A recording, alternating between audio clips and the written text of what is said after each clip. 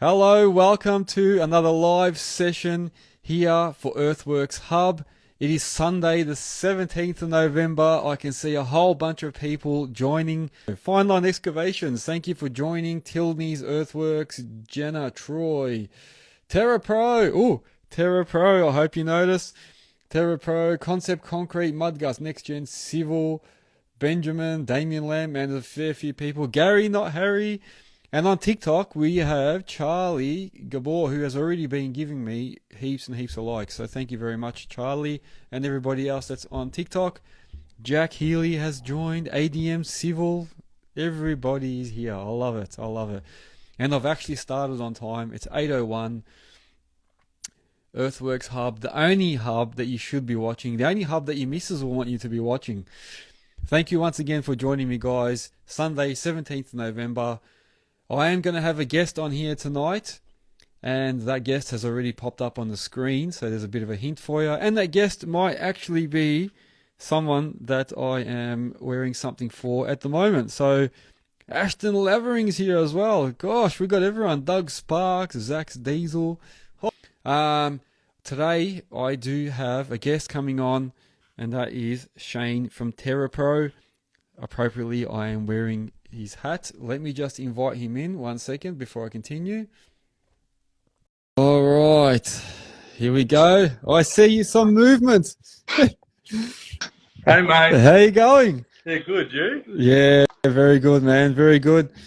I've got. Couldn't find the bloody tripod, so I'm running around. Oh, it's like. I got it. Do you get like a stack of books? I tell everyone, just get a stack of books or something on your desk here. There we go. There we go. Thank you for joining, man. We've got Shane from Terrapro. What do you reckon, Shane? You like the hat or what? You like I do. I don't even have mine tonight. I'm whippersnippering and got covered in gunk. Oh, did you just say whippersnipping? Did you? You know, Yeah. My last episode with the guys from the UK, they absolutely gave it to me. I don't know if you've seen that one, but I did the boys from the UK, Chris, the dozer trainer, and Maddie Agridig. Yeah. Halfway through my podcast with them, I heard somebody whippersnipping at the front, and it came through on the recording, and I said to them, "I'm sorry, guys, there's somebody using a whippersnipper," and they cracked up laughing. They're like, "A what? A whippersnipper?" Oh, what are they call like a trimmer or an edger or something? A streamer. Streamer, Yeah. So they you'll see if you look at that podcast, they gave it to me, man. It was good fun, that one. So there you go. But whippersnipper, that's the right word for it, isn't it? I think, yeah, why not? Whippersnipper, like trimmer? I don't know. That's it. Oh, HPT has joined as well. HPT Excavations. Thanks for joining. Yeah, I call it a whippersnipper. Some people call it an edger. I don't know. Everyone's got different terms. Yeah. That's it. Look, I'm glad you could join us. I know last week you fell a little bit ill. Yeah. So I was bloody crook, let me tell you. Oh no. Yeah. How do you feel now, man? Is everything all right? Good. Yeah, good. Yeah. I think by Thursday I was come good. Yeah. Yeah. Oh. But back to normal now, which is Yeah. great. Yeah, that's it. ADM Civil's calling you the big rig. And HPT saying a line trimmer. That's the other word I've heard. A line trimmer. Oh yeah, line trimmer, yeah. Yeah, that's it. I suppose what's a streamer? They might be like a stripper and trimmer together. I don't know. What's a stripper? Yeah. We're talking about strippers on Earthworks. Yeah. Oh well, it is the hub. Yeah, that's right. Yeah. Jenna Troy saying I call it the worst part of the weekend. Exactly right. Exactly right. That's good. It makes everything look fresh. Yeah, it does. I actually, in the house, one of our other houses, we put no grass in there. I was like, that's it. I'm not having any lawn. But I had a little bit on the nature strip, and I actually enjoyed going out and having a beer and just doing the grass, just a little section. Oh, it's my paradise, mate. It's where I go to just catch my breath and have a bit of me time, just walk around, look at the grass. Oh, you have to, man. There's something to get away from everyone and just quietly just do that, and that's it. Yeah. That's good. But at least you're better now. Everything is good, yeah? Yeah, everything's good. Yeah, I was a bit the same, man. It's funny you mentioned that and Stewie's joined. Sorry, I keep interrupting. Stewie, welcome as well. I was a bit sick. I was a bit sick myself, man. The last 2 weeks, I was really, really off. Like I had a massive stomach pain, in the lower ab area. And it wasn't until I saw Jack Healy at the Case Dig Day, he scared me a bit. He's like, "Oh, I had my appendix out recently, and it was the same pain." So I was like, "That's it, man. I'm going in." So I went in and had scans, blood tests, but it all came back clear. So they gave me antibiotics. I reckon it could have been a bug virus. I don't know. I'm feeling better now too. So I hear you, man. I listened to the episode. I did hear it the next day. Yeah. Yeah, you having a bit of a dig. Yeah. That's it. Yeah. No, but look, at least it's all worked out for both of us, man. That's good. That's it. That's it. So, before we go on with the program, Jake Paul, Mike Tyson. Did you watch the fight, or do you even know about? I didn't. No, I didn't. No. No. I can't. It's not. I don't buy into it. If it was like a professional, like MMA or a professional boxing, I'd be about it. Yeah. But yeah, I mean, I just knew it was going to be a shit show. So yeah, I'm keen to hear everyone's opinions, man. So everyone on here, let me know your opinions on that fight, because I'm the same. To me, it's like a bit of a crock, a bit of a showbiz thing. Yeah, but it's good. Like it's like, I love branding and marketing. I'm like, it makes sense. You know, they're just raising awareness and getting everyone hyped up, and then put on a show and a heap of money. Yeah, man, exactly. Yeah. And like Jenna Troy saying the same thing. It was disappointing. It was a little bit. I have to admit, I feel like, because I watched it, and I wasn't planning on watching it. It just happened so that it was that time, and we flicked Netflix on, and it was there. And my kids were really keen to see it too. We watched it, and I don't know. I feel like Tyson looked like he was a bit out of it, like he didn't know where he was, and got tired quick. And I think Jake Paul picked up on that, but wanted the show to go on a bit longer and sort of let him go a bit. I think he could have went a bit harder, but sort of held back. Yeah, I don't know, man. Yeah. And I just I look at I saw some of the training stuff for Tyson. I'm like, if that dude hit you, you'd be feeling it for 3 weeks. Well, that's why. And Jenna Troy's saying that right now. He was biting his glove all the time. He kept really biting down on his glove every second. Yeah. And some people are saying he might have been doing that to try and hold back from really going hard. Yeah. But then other people are saying it might be just like a mental thing, like he wasn't all there sort of thing. So he's just biting, and I don't know. Who knows? Yeah. Who knows?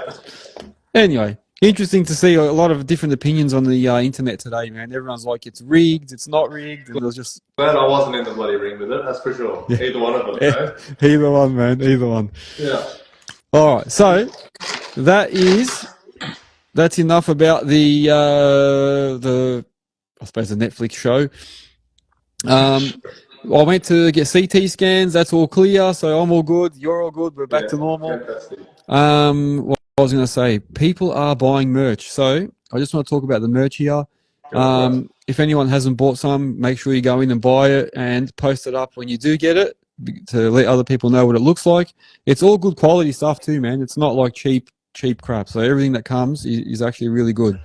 So I was scrambling around when I saw you start. I was like, I should be putting your shirt on.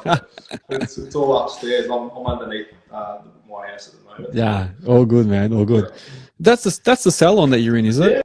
Yeah, it's the salon I built. Yeah. Yeah, it looks cool, man. I like the background, man. Yeah, I'll give you a little give us a tour, man. Give us a tour. This is my wife's salon. Oh. It still needs a bit of zhuzhing. Yeah.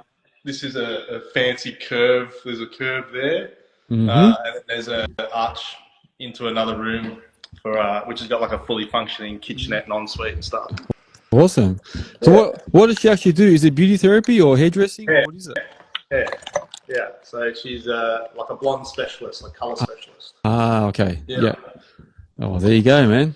She's been doing it for 17 years or something. And when we got together, I kind of saw that she was pretty good at what she did. I'm like, hold on a minute, you should probably do this for yourself. It's been a long journey with her business, and this is technically her third shop now. She had a small one and then a big one, and then we're back to kind of keeping it small again. So yeah, it's good. That's it, man. Sounds like a lot of us in the industry. I had this chat with HPT this week. For anyone that hasn't seen it, today I released a new episode, so another podcast, and that was with Harry from HPT Excavations. And it's the same thing, and Harry's done the same thing as well, expanded and then went back to just himself again. Yeah. Yeah, I mean, I guess it's like knowing when to pivot. It's like being able to see an opportunity, or, you know, if you want to back off on stress, or if you want to push harder, like there's always an opportunity to change, or like, you know, side shift or whatever. Yeah. But not being afraid to do it is the exciting part, you know? Yeah. Yeah, that's true. And that's one of the things I wanted to talk about tonight. We touched on it a little bit with Alex last week, and I wanted to talk about how you bought that new truck and how it came about. Yeah. And then the reason why you pivoted and decided to change and change your truck in that. So other people can learn from that too and see it. Of course. So let's talk about that. First, I just want to do a quick shout out to all my sponsors.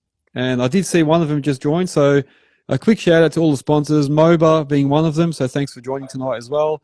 Network Finance, the Bole Group, Melbourne Tractors, Spartan Machinery, Nexgen Landscapes, JR Safety Co., Digga, Godings, and Earthmoving Warehouse. And now, Too Savage and Hard Hat Watches. And Telesin as well. I forgot about Telesin. So there's a few there now. Popping off. Yeah, that's it. You have to have one of those Star Wars intros where it just rattles off all the names. Yeah, true, man, true.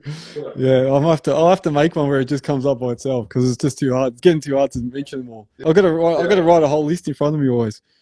Well, let's talk about that. So tell me what happened with your truck. So last week or a few weeks ago, you bought a new truck, yeah. Tell us how it came about. Yeah. Yeah, so it came about just by like obviously being in industry and like solo operator. I don't have that much to worry about as far as like I'm not worried about staff and things. So I'm always looking at ways to like, is there an opportunity to either, you know, buy, are attachments going cheap? Like I'm always on Facebook Marketplace or constructionsales.com.au. Just always just keeping a finger on the pulse for what, you know, things are going for or what they're worth. You know, my goal is to end up with a 5-tonner and a posse. And at the time, my Hino 500 single axle. You know, just looking into the future, knowing that truck can like on paper it can do it, but given that it was such a nice truck, I didn't want to kind of get to the next level, start towing a trailer and adding extra weight every day and like, you know, ruining what is a really nice truck by straining it, you know. So that kind of kept me looking at what trucks are going for and what the market's doing.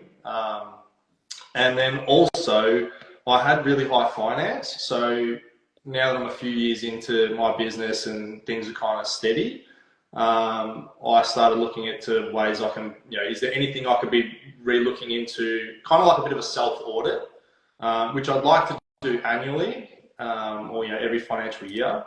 And this is the first time where I've actually sat down and gone over my figures, my finances, you know, where I'm at, what I'm trying to achieve next, and just kind of, go over everything.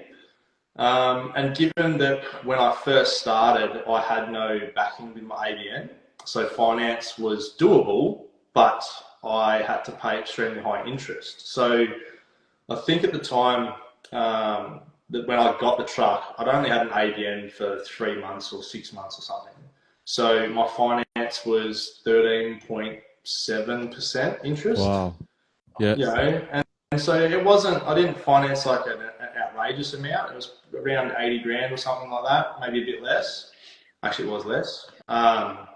So given the figures, you know, just looking at it on paper, just the interest was costing me, call it 8 grand a year to just to own this truck, on top of my payments. So given that I was a few years in, I could get a better interest rate. So I was starting to look at that and what I could get, and it was around, you know, anywhere from 7 to 9%. And it just so happened that the market was demanding really high dollars for that style of truck, a single axle, you know, 9.4 or 9.6 ton capacity. Yeah. And it was, you know, it was a reliable, great truck. So yeah, I managed to that on, well, I didn't even put it on the market. I half-assedly put it on Instagram. Yeah. And then I think I remember seeing that when you posted it up saying your truck for sale, yeah? Yeah. So there was a full-size tandem that I was interested in, this beautiful Mack Fleetliner that was forest green with a trailer. And it was a nice round figure package, looking around 100 grand. And I was like, okay, so you know, I'll just throw mine out there and see if anyone nibbles. And then nothing really happened. There's a few guys that were interested, you know, in 6 months, like if it's still up, I'll be good to go. And I'm like, yeah, for sure. Like, I'll let you know if I'm not in a rush. It was just more of if the time was right. And then the day that someone contacted me, and I must actually give a shout out to Alex. Is his on point? Yeah, Alex Quinn. I can't remember his. There's two that I get confused between On Point Excavation and On Top Excavation. I must say, someone was looking and he gave me a shout out on a Facebook post. And sure enough, the next day I had a DM and bloke was like, "Hey mate, want to buy a truck? Can I pick it up tomorrow?" Holy shit! And I was like, "Oh God, okay."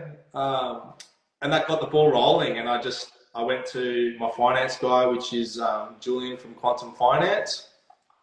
He's pretty well known in our industry. I said, you know, you see his posts, and there's him and I think it's his sister as well. They're pretty popular. Yeah. He looked after me with my first truck as far as like, sure, my interest was high. I get that, but you know, it was a breeze to get. Like it wasn't. I just said, hey, I need this. Can you get it for me? Done. You know, unfortunately, the interest is high because you've got no backing. We can always look at it later. Yeah, and that is a common thing. Yeah, so that's something that when people start out, they have to realize that without a couple of years of income, you're not going to be able to get much. The banks aren't going to even look at you sometimes. So they want to see 12 months to 2 years on an ABN or or an ACN or whatever. You need to kind of have some proof, and I think it's as simple as just time. I don't think it's about what you've earned on the ABN. I think they just want to see that you've held it. Yeah. So if it is something you're interested in doing, going out on your own, get an ABN as fast as possible because it will limit you on your ability to either finance or whatever. Again, it came down to just I was comfortable with it. You know, for me, it wasn't going to break the bank too bad, and I needed it at the time. Yeah. So like the ball got rolling. Called up Julian. I was like, shit, where do I stand with, I didn't know how to go about it. I'm like, do I wait to sell this truck? Do I risk buying a second truck and the sale falls through and I'm stuck with two? Yeah. But serious buyer, spoke to him. He was like dead set on it. And I was at the right time where I wasn't using the truck regularly. So pulled the trigger. And hence speaking to Alex, wanted a Hino, like I liked the Hinos. I actually wanted a Mack CH, like Fleetliner or possibly even a Metroliner, a twin steer. Yep. But just the price that they were going for secondhand, especially in Melbourne, Victoria is like demanding such high prices. For like 2006 to 2008 kind of gear. Yeah. And then after learning a bit more about I went deep dive. That's what I do. Yeah. I go all in.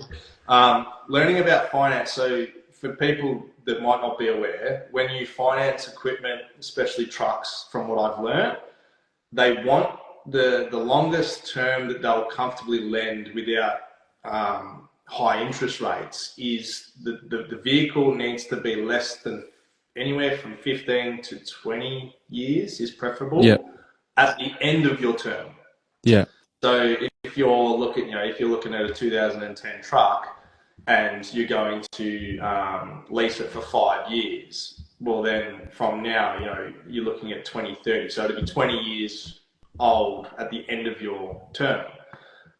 Therefore, your interest rates might be higher. So there is a sweet spot where people selling know that and know that finance is hard to get for someone wanting to buy. so the price might come down. And yeah, I started looking, saw a couple of Hinos that I could afford that were less than a older Mac.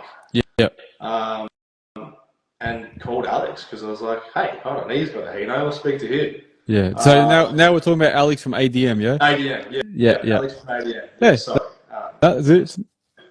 Yeah. And by the way, my Siri calls him Admiral because it's got him as ADM. So it says Admiral. Admiral Civil. He might like that, yeah.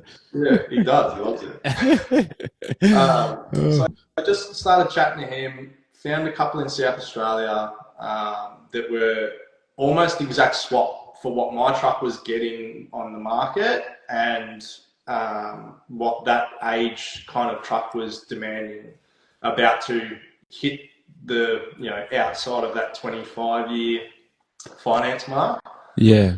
And then talking to Alex, what are the Hinos like? What are, here's his roadranger. These were autos, and they were a little bit rough around the edges. And he picked up on a few things because I sent him a few links saying, "Hey, what do you think of this one?" Yeah. Straight away, he was like, "Oh, this one's got a bit of a funny switch panel. It looks like it might have been a spray truck. Keep an eye out for rust." So really cool advice that I wouldn't pick up on. Like, I'm not a big truck kind of enthusiast. It's good that people. It's good to know that someone is willing to put a bit of time in and help out. That's good. So thank you to Alex as well. Yeah. Thank you for that. And and again, just like-minded people coming together through Earthworks Hub. So, there you go. There you go. Was great just to ask some opinions with him, and then sure enough, like I was ready to pull the trigger on one, and I saw this other one. I think I'd actually posted on a Facebook group that I was motivated buyer, needed a truck because mine's sold. Yeah. And I was like, motivated buyer, I found one, thanks guys, all good. And like an hour later, this dude posted, and I saw the truck, and I was like, I'll ask the question. And it turns out it was like 2 suburbs away from bloody where Alex ADM Civil was. Oh, cool. So yeah. Straight back on the phone, hey mate, do you know this company? What do you think? He's like, I know the trucks, I see them, like I know the company. They're always really clean, things like that. So he actually gave me a contact for a mechanic, and I contacted the guy and said, hey, I'll have a mechanic there tomorrow. Bear with me. And just by doing that, literally secured the deal because he had about 50 people try and buy it after me. So yeah, and it was a bloody good deal. Good. Just to clarify to people, so you sold your single axle and you were looking for a bogey or tandem. Yeah. Right. And the reason being is just finances. So it was a good opportunity for me to lower my interest rates, given that the truck was my highest interest. Yep. So I was already interested in figuring out how to lower outgoings, and that was the elephant in the room. So that got me going with the truck. Then my future goal is to have a tag trailer with a posi and a 5-ton. So therefore, going a bogey or a full-size tandem was where I needed to look. And then just finding the right truck for me that hit the right pricing, which was the Hinos. There was a few Macs, but a lot older, a lot more Ks. Yeah. Whereas I got a 2015, 2848, which is the 480 horse. It's a 50th anniversary with less Ks than my 500 had. So did that, locked in at 7% interest. So literally half my interest straight off the bat. Yeah. And given that I've got a few years in, I had a decent deposit. So my new finance is now less than my existing. So straight away, outgoings are down, much like a 9-year newer truck. And it's costing me less than what my, 2006, 500 was. And got onto the guy, got onto Alex, got onto his mechanic, got it checked, and booked a flight and went up and got it. Far out. So and Alex picked me up. Alex Admiral Civil picked me up. Yeah. In his Hino 700 from Penrith train station. There you go. Yeah. So I left my joint at like, I don't even know. Oh no, so I stayed at the airport the night before, so it was nice and close. Yeah. 4:30, shuttle to the airport, got on the plane, got on a train, got the truck, drove straight home, was home by midnight. Oh, long day, long 2 days almost. Yeah. Yeah, love it. Yeah. Hey, you know what? You gotta do what you gotta do, man. Yeah, I was lucky it wasn't too far to get to a freeway because I've only driven roadranger twice. So. So yeah. 18-speed gearbox. So it is coming out of the driveway. Yeah. All the good stuff. Oh man, the roadranger. So how'd you go with that roadranger? How'd you go getting moving with it? Well, so Alex gave us a few pointers. Like showed us his gearbox. As we made our way to pick it up, which was awesome. Kind of calmed my nerves a bit.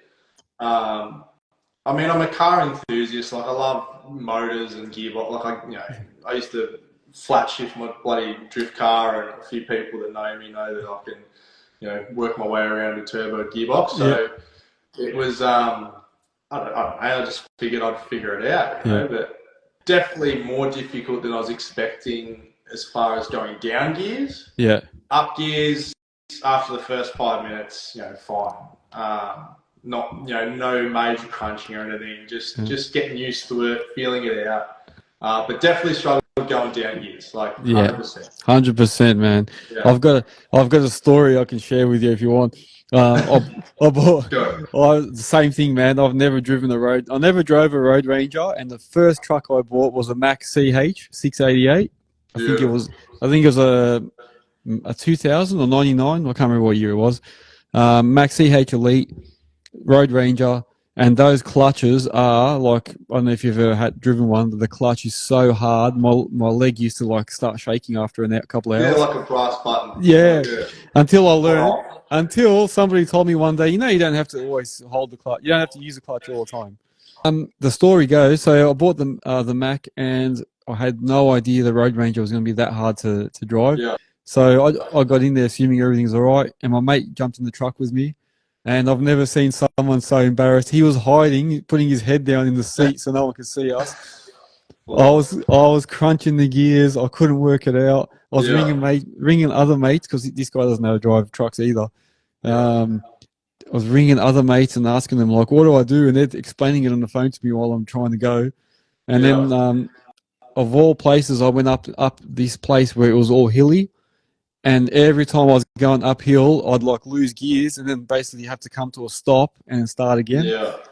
And I actually had Nielsy from Slocum's. Yeah. He's been on. I've seen you mention his name a couple of times. He was kind enough to give some buzz and ask how I was doing, and he was like, just getting your gears right. And he actually gave me a great tip with on an incline.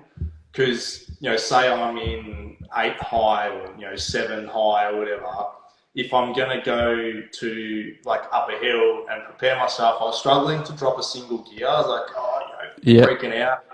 But he's like, well, your wheel speed's going to drop faster than you can slam the gears. So he said, go from 7 to 5. Yeah. As soon as he said that, straight away, it works so much easier. Yeah.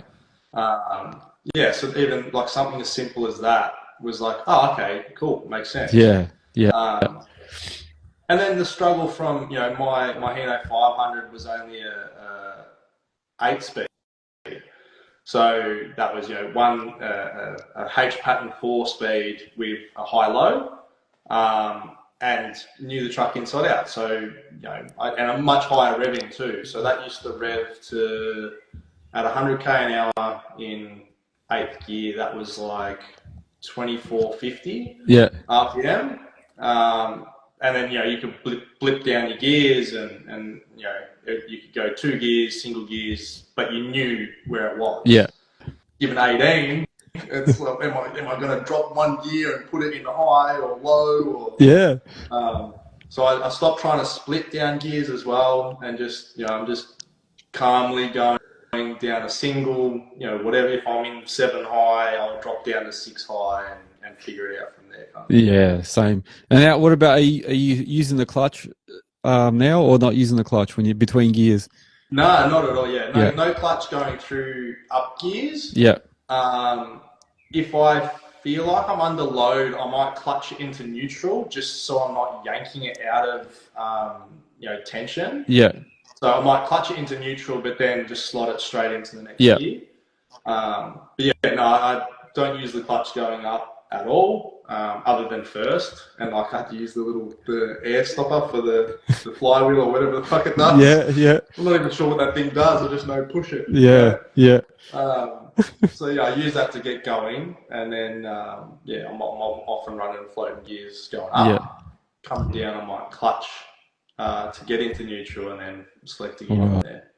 But again, it's all circumstance. So like if you're under load, maybe coming down a hill, probably clutching back into gear would be better than trying to find it. Yeah.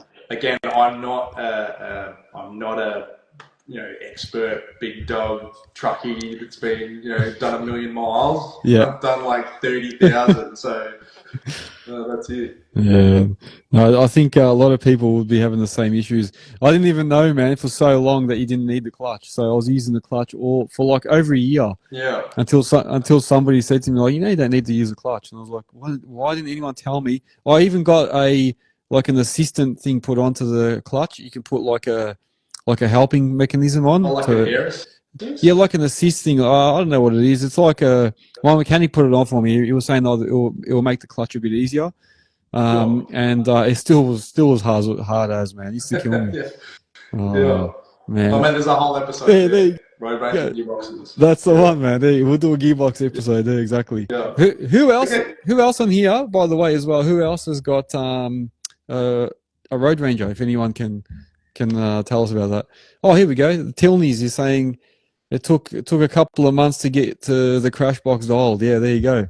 Yeah, it takes a bit, man, to know how to drive it properly. Yeah. Yeah.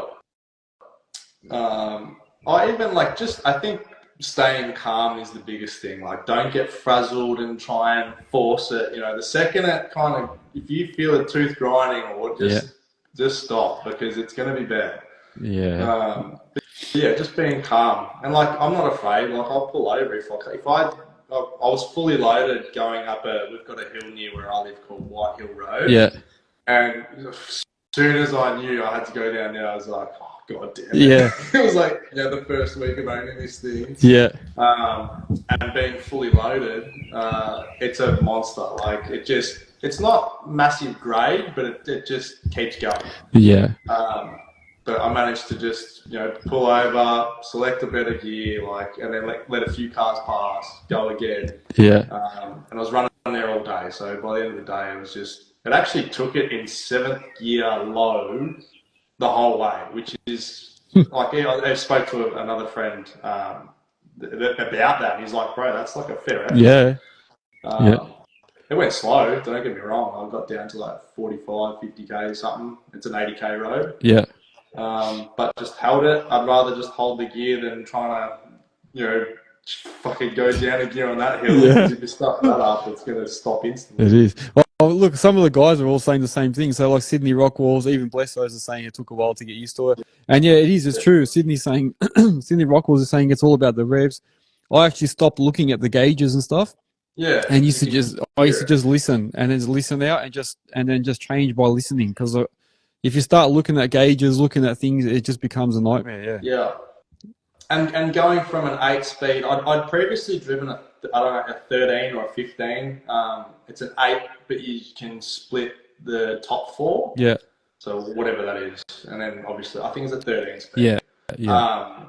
So I'd previously driven one of those, but I guess coming from an 8-speed H pattern, it's still a H pattern, which is great, but your revs, like if you're splitting gears, it's like 300 RPM. Yeah. Whereas with mine, it was like maybe 800 RPM difference between, if you're doing 1,000, you might flip it up to 1,800 to catch a lot of gear. Whereas this is like, there's like, if you go 500 RPM, you could be in 3 different gears. Yeah. So, I guess that's what was different for me. And again, like what you said, I just turn the radio off, just start listening and pay attention. Less phone calls when I'm driving. Yeah, that's what it is. Yeah. So I've been on a phone once or twice and, had the earpod in and got a bit distracted and missed the gear, and I'm just like, I've got to go, hang up, you know. Yeah. I remember there was a tip site, if anyone's been to it, it's Sinclair's tip site down in Keilor, and it's amongst these little steep hills. And if you're coming in the back way, so you're coming in from like Green Gully Road, and you come down and you start going, as you come up the hill, you can turn right into the tip. But then there's cars coming down the opposite way. So I remember going up the hill, I used to always try and time it so that there's no cars coming down the hill, because if I'm going uphill and there's cars coming down and I have to stop for them, it's like I'm going to stop and start all from scratch again. So I'd be like trying to time it and creep up the hill. Yeah, definitely. Painful, man, painful. So I don't miss the Road Ranger, but you know what? Same thing. Once you know how to do it, it becomes like second nature. You just change. It's something I always wanted to do as well. You know, like it's, you know, as a kid, you're like, oh, you know, Road Ranger, big dog. You know, like you want to give it a go. Yeah. Put the air brakes. Put the air brakes on. The Jake brake. Whoa! Yeah. I mean, it's the 2015, so it's got all the bloody emission stuff on it. It's quiet. It's too quiet. It's quiet. It just sounds like a fart. You know? Just chop the exhaust. Yeah, that's it. I wish it sounded nice, you know, but it'll be a reliable truck. So that's I'm happy as hell with it. Oh, good. And you know, and the use of this podcast definitely helped me in that journey, because you know, if I didn't know Alex, I wouldn't have found the mechanic, and that dead set, that making that call was the only reason why the guy was willing to wait the time. Because it took me a couple of weeks, you know, finances are never instant. Yeah. I did have a great deposit and all those things, and I kept telling the guy, like, I'll give you a deposit, I'll pay you cash, whatever. Yeah. But he was nice enough to not ask for it until we were kind of... You're saying that basically because he knew you were serious, by getting the mechanic out there. And that I was the only person that had contacted him and organised the mechanic to look at the truck. It does. It shows that you're serious. Yeah, exact same. Yeah. And ADM, Alex is saying happy to help. So that's good. Very good. No, great. Yeah. And I know, sorry, going back to Jack Healy's message, that Greenvale Hotel, that's the one where you come down that steep hill. It's very, very steep, So no, it's good, and I'm happy that you were able to get something out of being on here as well. So that's good. That's really good. I mean, I'm like long-winded story, but you know, the whole purpose of getting the truck is I've dropped my interest rate by literally 50%. And my outgoings are less than what they were with the older truck. And now that should, you know, touch wood, be the last truck I need to buy. That can then tow a trailer and take the 5-tonne and a posi and not stretch its capabilities. You know? Yeah, and you're going down. It's part of going down that path now. So it's leading you to the next thing that you want to do. So that's good. And so now I'm on the lookout for a trailer, because the 5-tonne doesn't quite fit in it very good. So. Oh no! What size is it? Is it a 4.3 length? 4.5 long. It's a full 10 cube bin. Like big high-sided bin, but the internal hydraulic wheel hoist well. Yeah. So I had to call Ian Huntington from ML Excavations. Again, you know, all through socials, all these contacts. Like, Ian, like, how do you get this 5-tonner? You've got the same setup, 5-tonner and a Hino 700. Yeah. I'm like, how do you do it? And then he's like, oh, it fits. You should be right. Yeah. But the tip that I missed was he sits his one track on a bit of form ply. And that gives the Digga body clearance to get the track, the ramp underneath. Oh, yes. You're talking 10 mil. That's it. Yeah, because they don't fit otherwise underneath. That's right. Yeah. Unless your tracks are like brand new, maybe. Yeah. But the little bolts on the underside of the undercarriage. Yeah. When you sit one ramp underneath, that's fine. I've got 7.5 tonne rated ramp, so they're a bit wider, a bit chunkier. That's right, yeah. And it won't go down the side unless it's sitting on that form ply. Yeah. So because I used to put one down the centre and then one sideways but you'd have to have the machine right up against the wall. Yeah. And it would always get stuck on the rubber track trying to pull it back out. I used to kill myself. And then I got this Then I got 5.5 ton or 6 ton ramps, which were a bit smaller, and then I could put both in. But that's good, man. Did you fit both in underneath? Yeah, only because they were smaller. Yeah, it's 40 mil. Yeah. And I thought I've spoken to a few people. I'm like, can I just shave 10 mil off both sides, get the 40 mil, and just slide them in? But you lose the structural. That's how they are 7.5 ton rate. Yeah. I never thought about that. So there you go, guys. Yeah. So if you put like some wood underneath your tracks, it lifts it a bit higher. Yeah. So we're talking about. So if you want to load your 5 tonner or even your posi track, if you want to load them up into the tipper, put some plywood or something under your tracks, it'll raise it off the floor, so that way you can fit your ramps in underneath the machine. That's actually really handy. I never thought about that. Yeah, and it instantly changed. So now I've just got like a 300 wide bit of form ply, and obviously you know where that track's going to sit. You don't want it to hang past the track. That was another thing. Like if you drive up onto it and it's sitting between the track and the body, the ramp will hit it. So you won't be able to do it.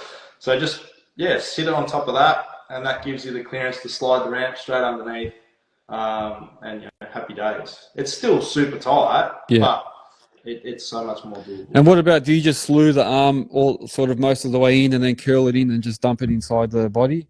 Yeah, so from my awareness, and again, limited knowledge, I could be wrong, but I think the Kobelco 5.5 is like the biggest size in its weight class for, it's not a true zero swing, it does have 190 mil of overhang when you kick it off to the side. Oh, okay. Yeah. So when it's sitting square, it obviously sits inside the tracks, but when you start slewing it around, I'm pretty sure it's 190 mil. And you really need to hug the side, do the whole thing with the ramp, but I can't get the arm far enough inside the tailgate, so I have to detach my buckets, close the door, and then just stick the arm wherever it'll fit. Yeah, and just be careful. What I used to do sometimes, I used to do that too with my 5.5 Kubota. Sometimes I'd put it down and it would sort of it would slowly overnight sink.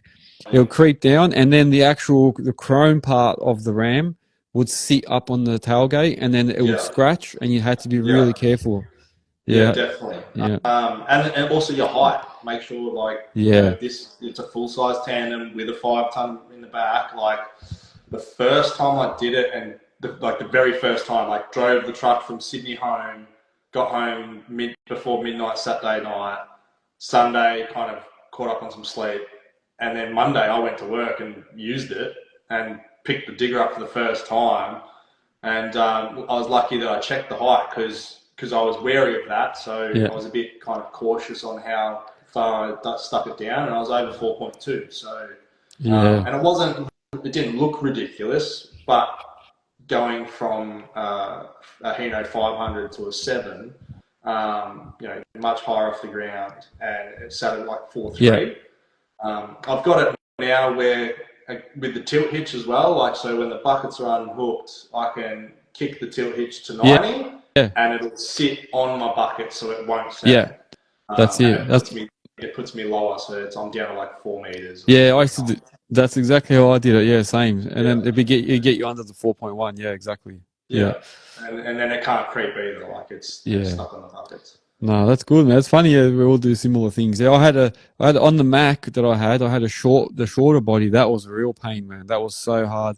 And I actually smashed a window on one of my brand new Kubotas. I just bought it, put it inside, had the buckets leaning right up against the window, and then overnight they creeped down, and the actual teeth of the mud bucket held all the smaller buckets in it. Yeah. And then like either the 300 or the 600 the teeth were resting on the window of the door. And then when it crept, I didn't know. I just got in the truck in the morning, drove. And then when I got to the site, the window was smashed. And then and I couldn't open the door because the bucket was leaning up against the door and I was killing myself. That was such a pain to get in there. Yeah. So, and then I had to, in the end, the only way I could do things was I had to always leave the sliding window unlatched, so that when I get to site, I'd have to open that, climb through every time to get in. It was the a things we do, eh? it was a pain, man. Pain. Yeah. Anyway. I mean, again, like I've always wanted the trailer, but it's quite difficult to pull the trigger on a trailer because of the cost factor. Like, you're not really going to earn money with it. Yeah. You might save some time unloading and loading, but Yeah.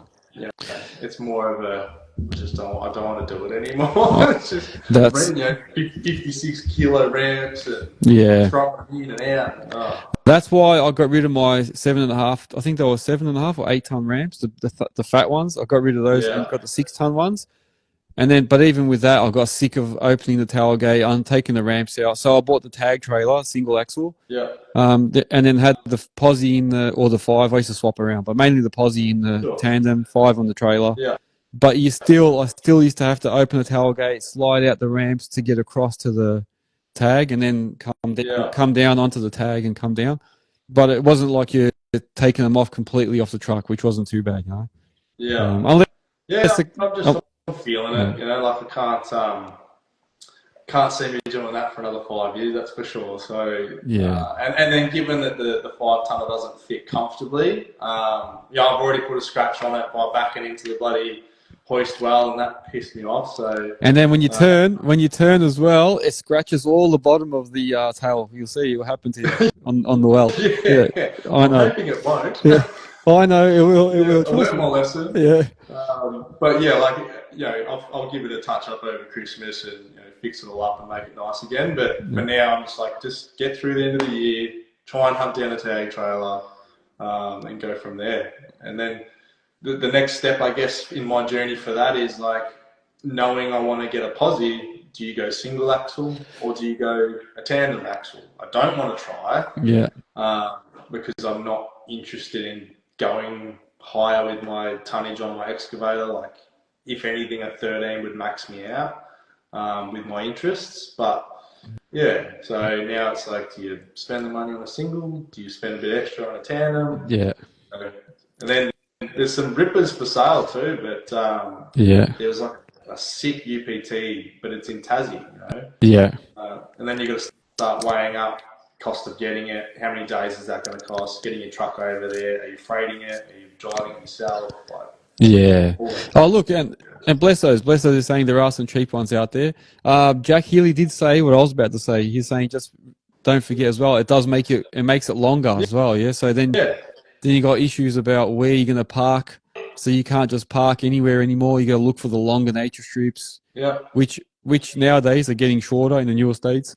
And then you've got courts. You're nothing worse than when you drive into a little court or a cul-de-sac, and then you're like, shit, how do I get out of here now? Yeah. Oh yeah, 100%. I'm lucky enough that I did, when I worked for a particular company, I was driving a Hino 700 with a tag trailer most days.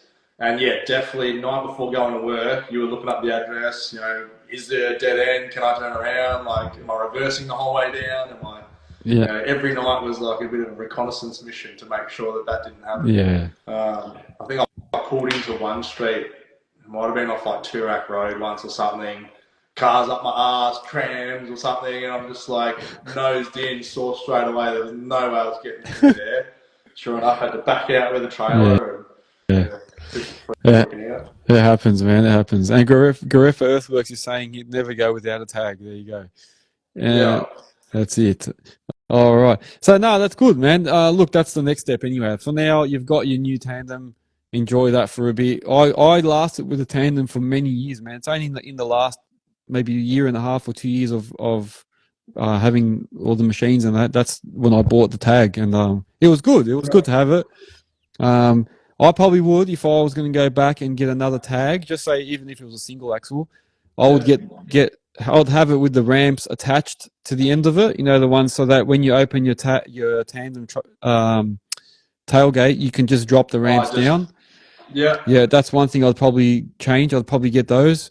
For sure. So they're always attached, and you don't have to worry about ramps in the truck anymore. Yeah. That's one thing I'd probably do, and then make sure that you've got room to put like drills and stuff as well, like if you want to have augers. So, definitely. So there's a few options there for that. But then, you got to be careful that you don't start putting in too much weight because then the single axle can't really hold it all.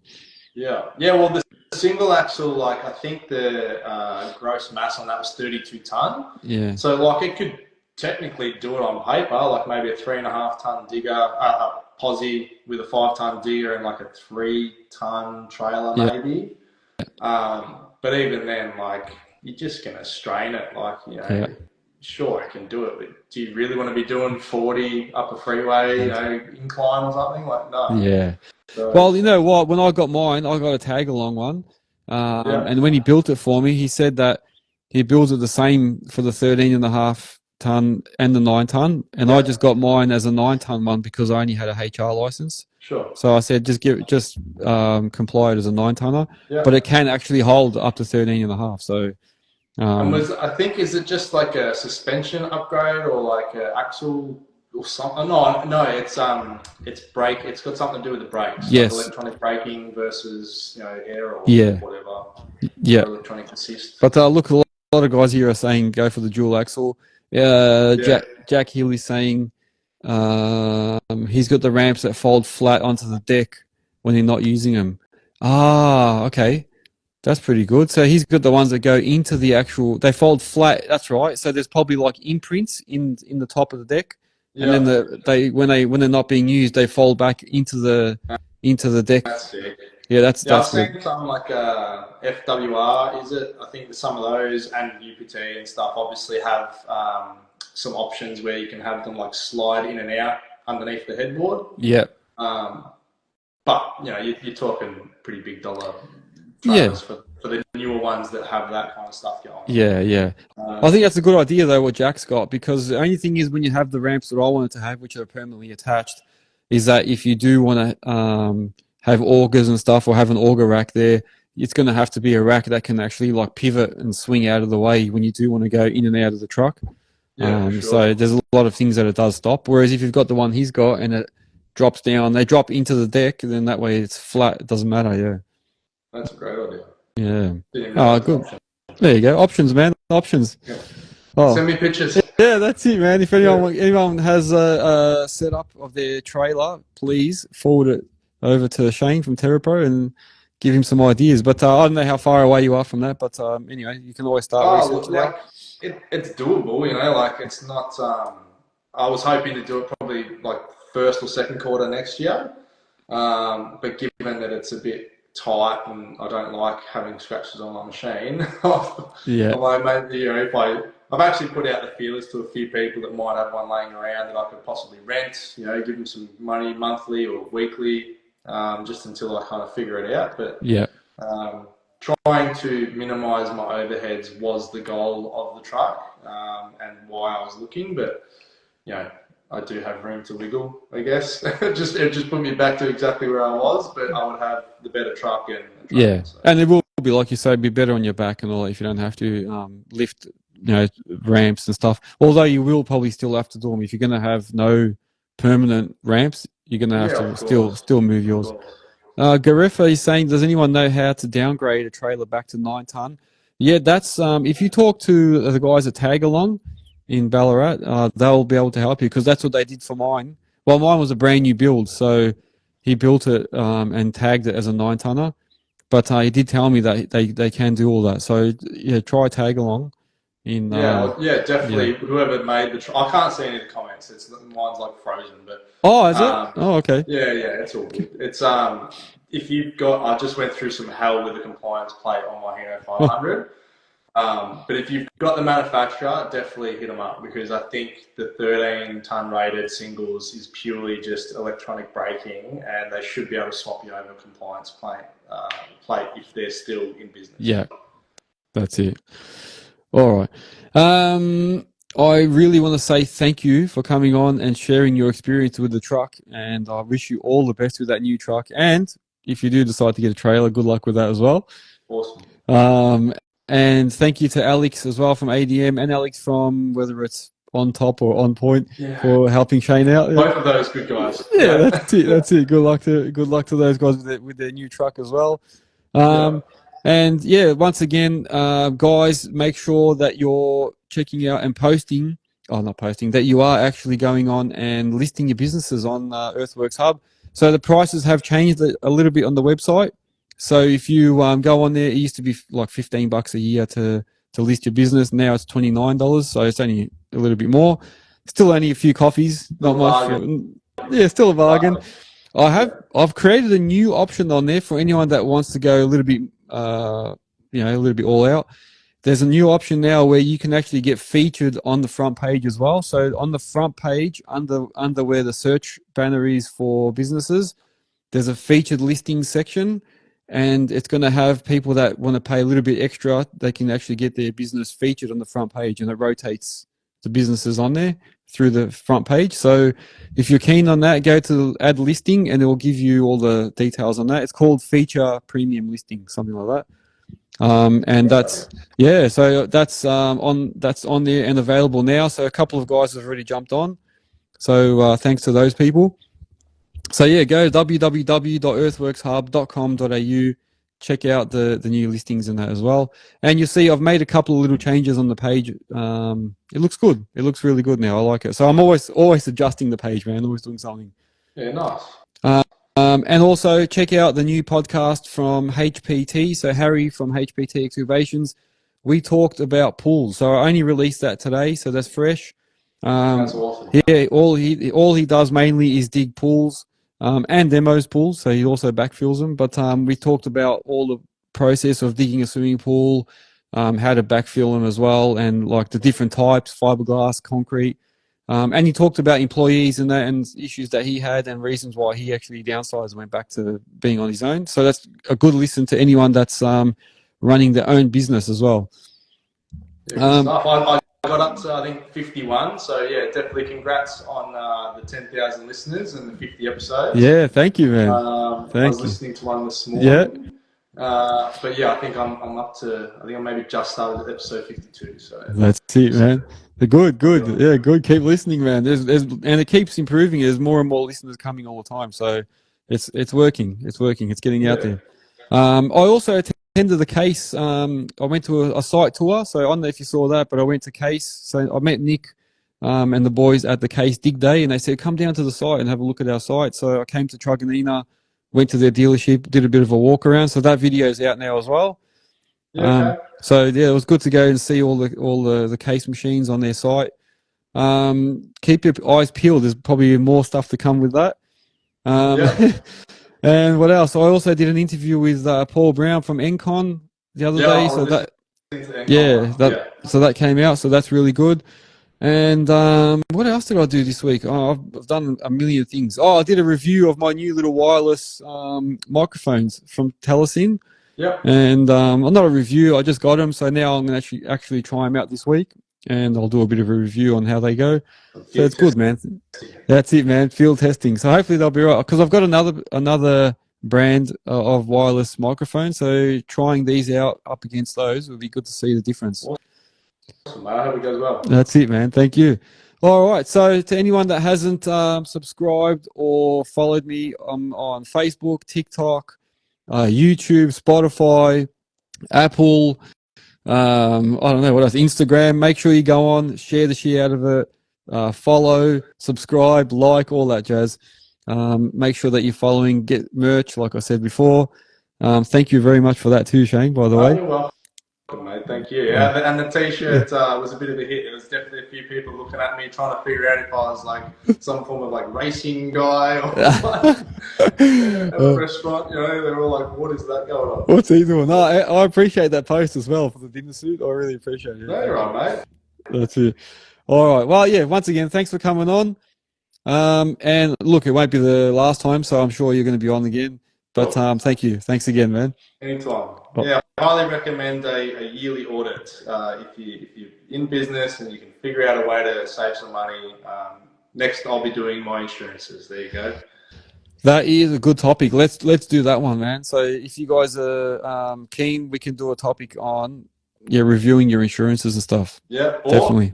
Insurance brokers, any of you guys listening, definitely hit up Ivan and get on and have a chat. Maybe that could be a good episode on.